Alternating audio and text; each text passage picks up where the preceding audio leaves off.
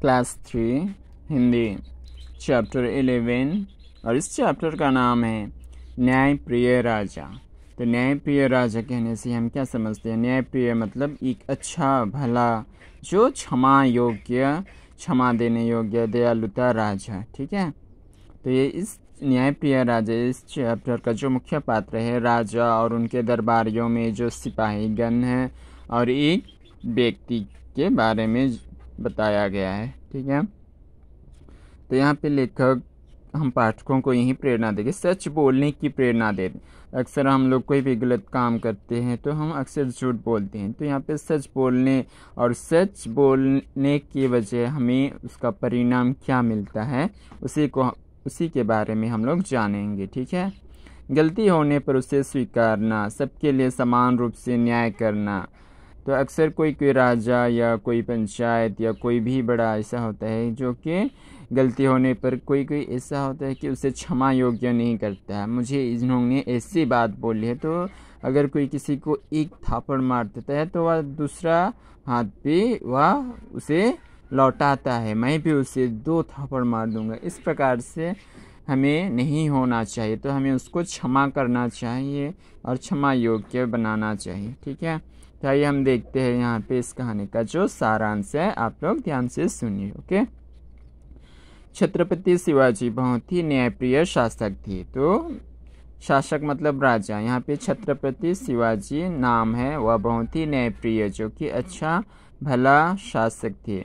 उनके राज्य में सुख शांति थी और अपराधी को कड़ा दंड दिया जाता था। एक बार उनके सैनिकों ने एक आदमी को चोरी करते हुए पकड़ लिया, उसे दरबार में लाया गया। बहादुर सैनिकों ने उस आदमी को पकड़ने का कारण बताते हुए कहा, महाराज, यह आदमी गोदाम से अनाज की चोरी कर रहा था। शिवाजी ने उस आदमी से पूछा, सैनिकों द्वारा लगाया गया आरोप क्या सच है? उस आदमी ने निडरता पूर्वक कहा, मतलब साहस के साथ, जी हाँ महाराज, मैंने चोरी की है। तो यहाँ पे वह आदमी एक गोदाम से एक अनाज चोरी करता है और राजा के जो सैनिक होते उसे पकड़ के दरबार में लाता है और उन्हें सच सच पूछताछ करता है कि क्या आपने अनाज चोरी की है? तो आदमी बोलता है, वह झूठ नहीं बोलता है, वह सच ही बोलता है, जी हाँ महाराज, मैंने चोरी की है। शिवाजी ने अचंभे से कहा, पर क्यों? उस आदमी ने शिवाजी के प्रश्न का उत्तर देते हुए कहा, महाराज, मैं कई दिनों से काम की तलाश में भटक रहा था, लेकिन मुझे कहीं काम नहीं मिला। हम लोग बहुत गरीब हैं, हमारे पास खाने के लिए कुछ नहीं था। कई दिनों से अन्न का एक दाना भी हमारे मुंह में नहीं गया। महाराष्ट्र नरेश, इस संसार में मनुष्य सब कुछ सहन कर लेता है, परंतु पेट की ज्वाला को सहन करना बहुत कठिन काम है। मैं जानता था कि चोरी करना अपराध है, लेकिन यह क्या करता? पेट भरने के लिए अनाज आवश्यक था, इसलिए मैंने गोदाम से अनाज की चोरी करने का निर्णय लिया। तो उसके पास खाने को कुछ नहीं था, इसलिए वह आदमी, यहाँ पे देख रहे हैं, यह आदमी अपना पेट भरने के लिए उन राजा के गोदाम से अनाज चोरी करता है। छत्रपति उस आदमी की बात सुनकर द्रवित हो उठे, किंतु चोरी जैसे अपराध के लिए दंड देना अनिवार्य था। वे बोले, तुमने अपराध किया है, इसके लिए तुम्हें दंड स्वरूप 10 मोहरें देनी होगी। तो राजा उस आदमी को दंड देता है। राजा 10 मोहरें देने को तो 10 मोहरें सुनकर वह आदमी रोने लगता है और सुनकर सोचता है कि अब मेरे पास तो इतने पैसे भी नहीं हैं, अगर 10 मोहरें, उतना मैं कहाँ से चुकाऊंगा? ऐसा कहता है वह आदमी।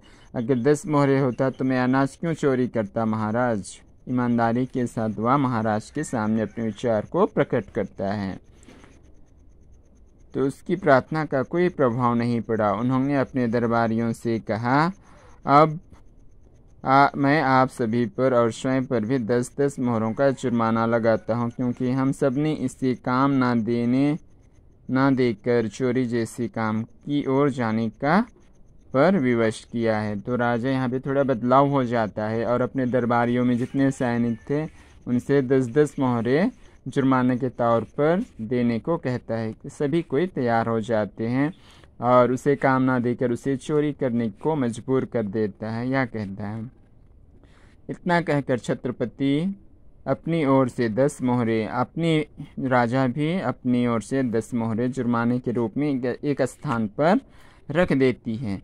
फिर सभी दरबारियों ने भी उसी स्थान पर 10-10 मोहरे रख दी। देखती ही देखती उस स्थान पर बहुत सारी मोहरे भर जाती हैं। तो राजा के देखते हुए सभी कोई 10-10 मोहरे लाने लगती है। मोहरे मतलब यहाँ पे हीरा ना, हीरा जो कि बहुत कीमती चीज़ है, तो उसी चीज़ को बात होती है 10-10 मोहरे।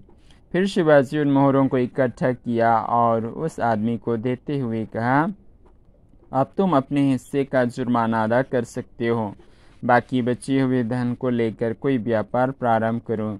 तो वह अभी उसका जो दंड दिया था, जो जुर्माना था, वह आदमी वही 10 मोहरों को राजा के सामने देता है और जो बचता है उसे राजा उस व्यक्ति को दे देता है और कहता है कि इससे तुम एक अच्छे व्यवसाय व्यापार खोलो और अपने जीवन को सुख शांति से चलाओ।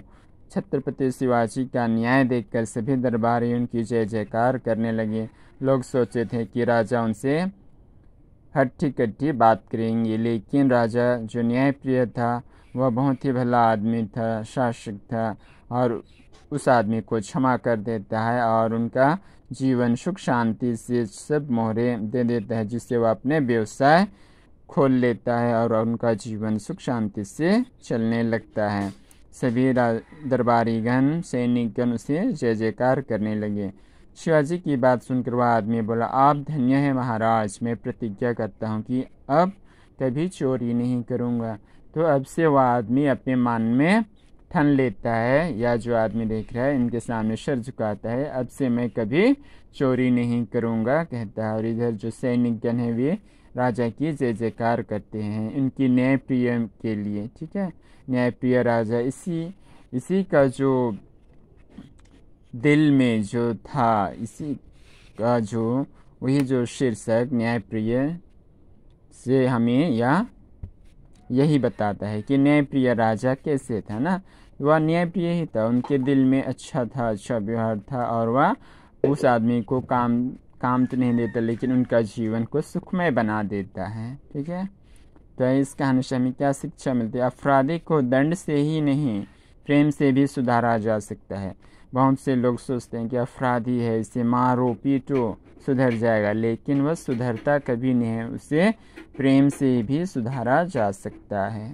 ठीक है, तो यहाँ पे जितने भी वर्ड्स मीनिंग्स हैं आप लोग याद कीजिएगा, इनको देख के उसके माने को। ठीक है, और एक बार चैप्टर को ज़रूर रीड कीजिएगा, कम से कम चैप्टर रीड करके ही हमें क्वेश्चन आंसर्स का पता चलता है, किसने किससे कहा, ये सब भी इसी से पता चलता है। इसलिए एक बार लाइन बाय लाइन चैप्टर को ध्यानपूर्वक पढ़िए और कहानी को समझने की चेष्टा कीजिए। ठीक है, नेक्स्ट है इधर जैसे यहाँ क्वेश्चन आंसर्स, मैंने शॉर्ट क्वेश्चन को नहीं बना दिया हूँ, तो इसे पढ़ने के बाद में यह क्वेश्चंस मिल जाएगा आप लोगों को, इसलिए ये सब बुक में ही है, आप लोग इसे होमवर्क के तौर पे कर लीजिएगा। ठीक है, 2 का फिर यहाँ पे सही विकल्प चुनो, ये भी इसी में मिल जाएगा।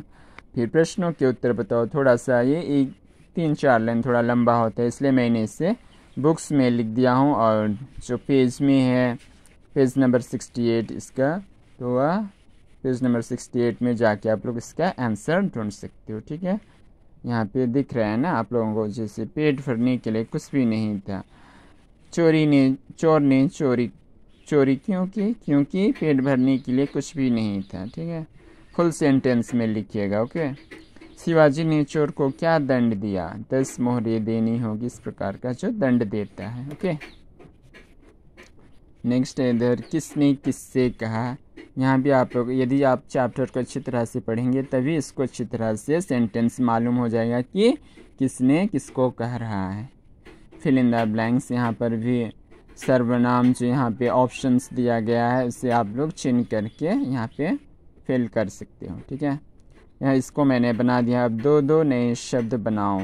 अन्न, अन्न। तो इस प्रकार का जो प्रसन्न ऐसा जो अक्षर आना चाहिए। अधाना, ना, ये साइड वाला जो अक्षर है, शब्द है, तो इससे ऐसा शब्द बना। तो जैसे प्रसन्न, तो और एक जो याद नहीं आ रहा है मुझको, तो जब याद आएगा तो मैं लिख दूंगा। जिसको मैं लिख दिया हूँ उससे आप लोग अच्छी तरह से लिख सकोगे। ठीक है। स्वागत, सर्वस्व, व्यायाम, व्यापारी, अन्याय, न्याय, राष्ट्र, राष्ट्रपति। ठीक है। नेक्स्ट है वाक्यों में प्रयोग करो। अपराध से एक सिंपल छोटा छोटा वाक्य बनाना। जुर्माना, अनिवार्य, न्यायप्रिय। अपराध मतलब कोई गलत काम करता है। जुर्माना मतलब दंड। ठीक है।